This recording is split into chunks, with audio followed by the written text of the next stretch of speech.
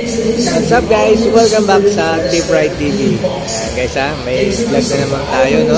Parang kahapon lang, binilog natin na yung test drive at motorcycle, no? Yung team ko. Ayan. So ngayon guys, dito tayo sa sabi ko na, baka magkamali na naman tayo. Ayala Mall, Soledad. Ayan Nubali, Santa Rosa, Laguna. Ayan, alam natin ito guys. Kaya itong yung itong Nubali sa lake. Yung mga isda, pakainin mo. Nakalalo ngayon, papasko na. Diyan naman yung kanilang proyekto na fountain, no? Anyway guys, itong event na itong Manifest Car Fest, no? Ayan. Stop dreaming, start driving. Ayun. Hanap po kayo na yung test ride, parang hirap hanapin. Anyway guys, ito muna ang aking introng ibablog itong Baik B30 Dune. Ayan, nasarap natin guys. Ang tawag niya ay color green, no? Yan guys, Baik B30 Dune ay nilaunch na September 2024, no? Kaya naalala ko, napunta ako sa mga event sa Manila. Nakikita ko yan, test drive pa nga yan. Kaya hindi pa ako nasakay dun. Pero ngayon, ready na tayo sumakay sa mga ganyan sakay. September 2024 yan, naalala ko yan. Sa World Trade nga yan guys. Hindi niya nilaunch. So ngayon, 2025 na, no? And guys, bago kayo ilapit sa car na Baik at iparok sa loob, sabi ko na yung ibig sabihin ng Baik, baka meron pa hindi nakakalam And ibig sabihin guys ng Baik ay Beijing Automotive Industry Holding Company LTD. Yan ang meaning ng Baik guys, no? So made in China siya, no? Guys, lumipad naman tayo sa likod, no? Para makita nyo yung likod. Dala yan, umuulan, no? Sabihin ko lang yung mga automatic variant nito, mga price, no? Ito guys, nasa harap ko 4x4 to, no? Hybrid electric vehicle, no? Around na estimate ang price niya na ay 1,888,000 guys, no? Yan.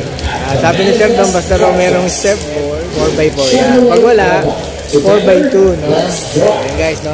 So, meron ditong binabanggit ng 4x4 Vanguard, around 2 million at may 28,000 siya, no? Ibig sabihin yung guys, siguro yung nakita ko sa Maynila na fully loaded or talagang modified na modride na Baik na B30, no? Ayan guys, so kabilang side na naman tayo, no? Para habang binablog ko, nakita nyo yung side by side ng Baik na B30 Dune, no? So ito guys na Baik B30 Dune ay 5-seater hybrid pinagalong gasoline and electric, no? Fully electric sport utility vehicle available in the Philippines. Yan, sabi dito with models including 4x2, 4x4, yan, tsaka yung Vanguard, yung pinanggit ko nga, no? Tapos ito guys ay may key features include a hybrid powertrain that is combined sa 1.5 liters turbocharged engine with 2 electric motors for an output of up to 403 PS, no? Ibig sabihin guys ng PS yung pinaghalong electric at gasoline, no? Kasi nga hybrid siya, no? Magaling ko na rin guys yung key features and specification niya, no? Engine and drivetrain hybrid powertrain with a 1.5 liters turbocharged engine and 2 electric motors. Yan, the 4x4 models use both an electric motor in front and other in the back to form all-wheel drive system. Lakas, no? Yan. Power, the combined output is up to 400 yung binagit ko nga kanina, 400 PS and 685 newtons per minute of torque. Ayan. Transmission, automatic transmission, siyempre, with dedicated hybrid transmission to manage power distribution. Yan. Seating, yan, 5-seater sport utility vehicle, no? Kaya lima dyan, no? Saka malaki-laki guys itong bike na to sa personal. Magandang buwan kasi square na square siya, parang backside, no? Yan.